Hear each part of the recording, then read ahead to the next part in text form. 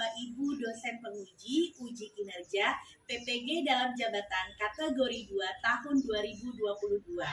Perkenalkan, nama saya Farahita Maya Canti Dewi dengan NIM 22031495677, bidang studi pendidikan IPA. Saya mahasiswa PPG dalam jabatan kategori 2 tahun 2022 LPTK Universitas Negeri Makassar. Terima kasih.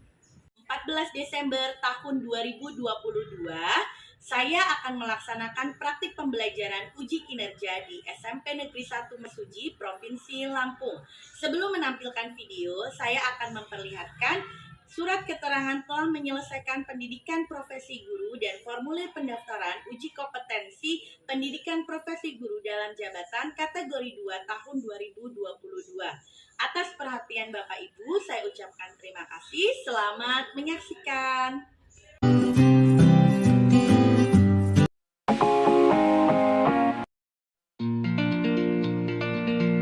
Bismillahirrahmanirrahim. Assalamualaikum warahmatullahi wabarakatuh.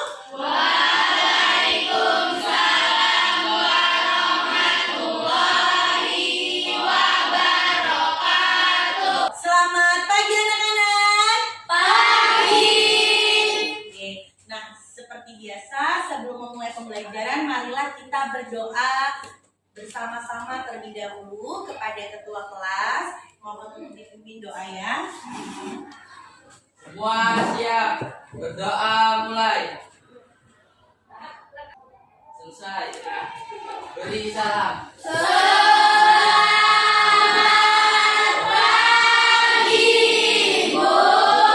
Selamat pagi.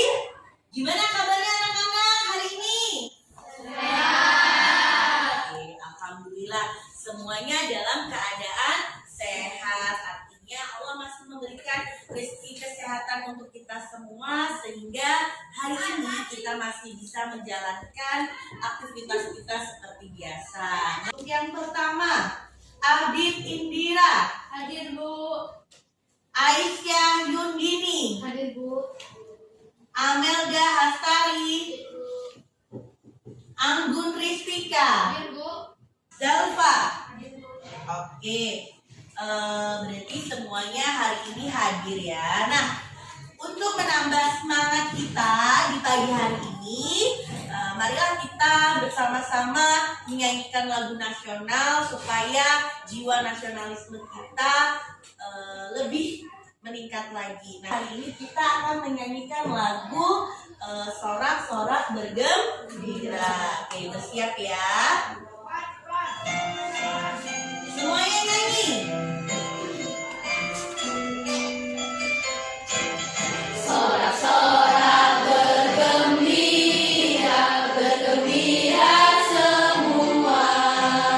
Sudah bebas negeri kita, Indonesia merdeka. Untuk mengukur pengetahuan awal kalian, Ibu akan melakukan pretest. Tujuannya supaya Ibu tahu pengetahuan awal kalian di pembelajaran hari ini. Silakan keluarkan kertas 1 lembar, tulis nama. Pernapasan adalah A. Pengambilan oksigen ke dalam paru-paru dan pengeluaran karbon dioksida dalam paru-paru.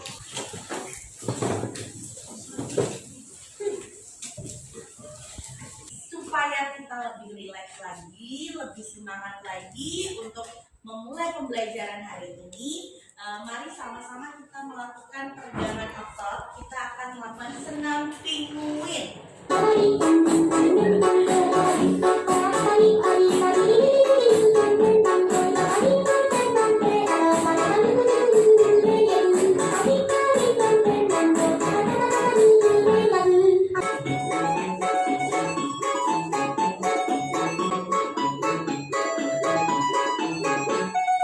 Oke, kita beri aplaus untuk kita semua. Oke, mudah-mudahan setelah melakukan senam ini, motivasi belajar kalian untuk belajar di kelas lebih semangat lagi sehingga bisa fokus terhadap materi yang Ibu sampaikan hari ini. Selanjutnya, Ibu akan memberikan persepsi.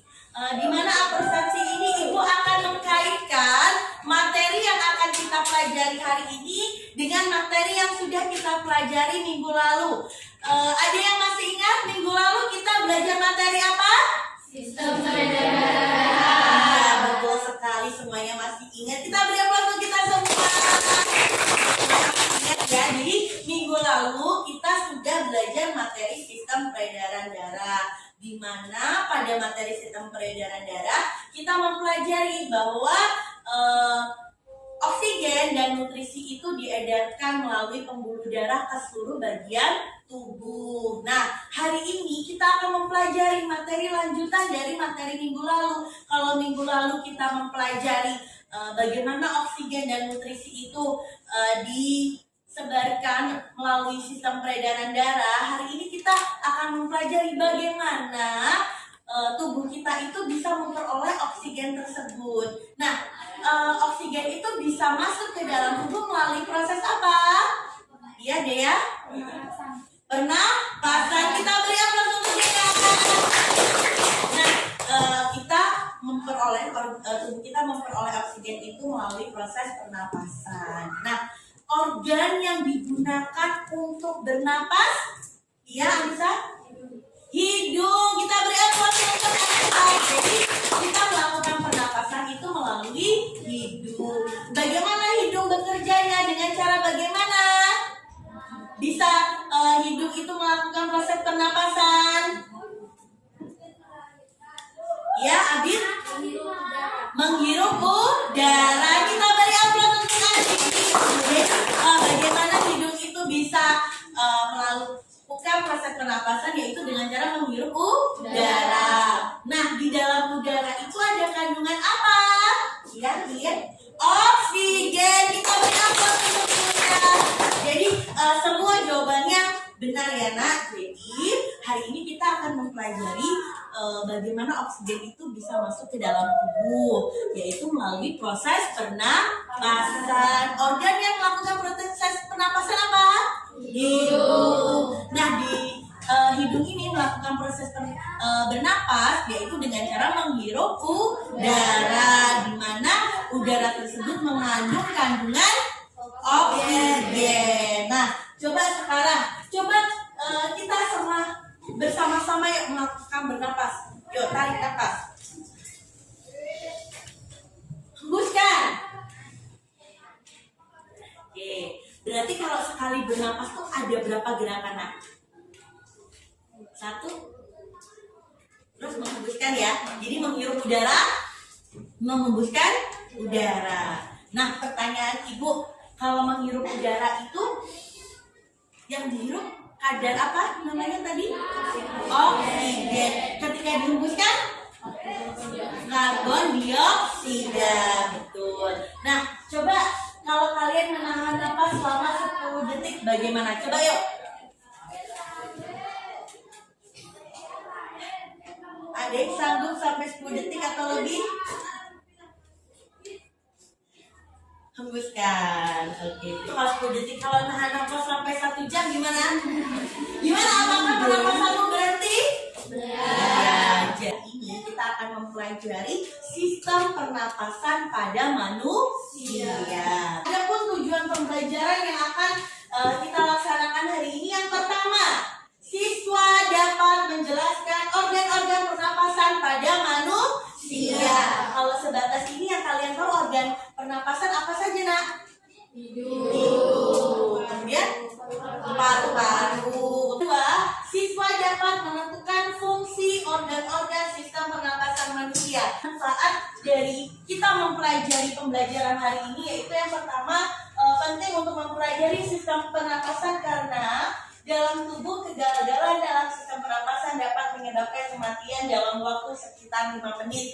Jadi ketika kita sudah tahu bahwa bernapas atau sistem pernapasan itu sangat penting bagi kelangsungan hidup kita semoga kita akan senantiasa selalu menjaga kebersihan dari organ-organ kita. Misalnya kita tidak merokok atau kita tidak dekat-dekat dengan orang yang merokok gitu. Jadi itu juga bisa sebagai salah satu usaha kita untuk senantiasa menjaga kesehatan organ pernapasan kita.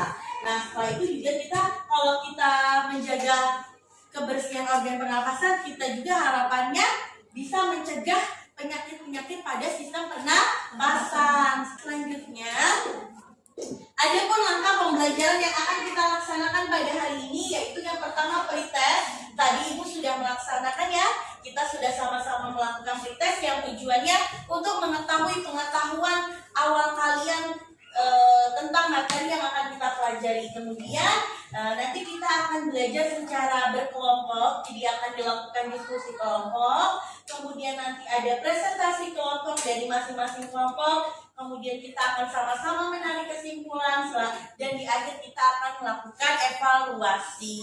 Selanjutnya ada pun penilaian yang akan Ibu ambil itu ada 3 aspek, yaitu yang pertama kognitif, yaitu berupa pretest dan soal evaluasi yang Ibu berikan di dalam pembelajaran. Nah, kemudian yang kedua sikap, dan yang ketiga adalah keterampilan. Nah, sikap di sini dan keterampilan Ibu nilai selama proses pembelajaran.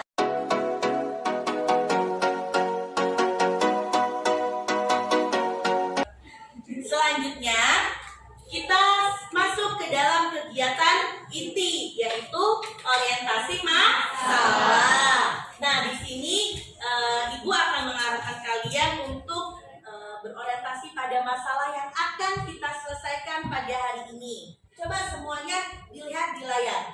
Ini gambar apa, Nak? Orang berlari. Coba. Pernahkah kalian berlari? Pernah. Apa yang kalian rasakan? Tunjuk tangan. Oke, sini start dulu tadi. Capek. Terus lagi, ya, melatih ngos-ngosan. Sesak napas. Oke, betul semua jawabannya. Kita beri aplaus untuk kita semua. Nah, jadi betul ya yang disampaikan teman-teman kalian tadi. Jadi ketika kita berlari kita akan merasakan lelah, kemudian ngos-ngosan, atau kalau bahasa Inggrisnya terengah-engah ya nafasnya. Nah, pertanyaan selanjutnya, tentunya ketika kalian setelah berlari akan merasakan terengah-engah. Mengapa hal tersebut dapat terjadi? Ya, si Anissa dulu. Kadar oksigen berkurang. Kadar oksigen berkurang. Ada lagi? Ya. Ketika berlari tubuh memerlukan oksigen lebih banyak. Ketika berlari membutuhkan oksigen lebih banyak. Betul. Ada lagi, Sasa? Karena mengeluarkan banyak energi. Kita beri aplaus untuk kita semua.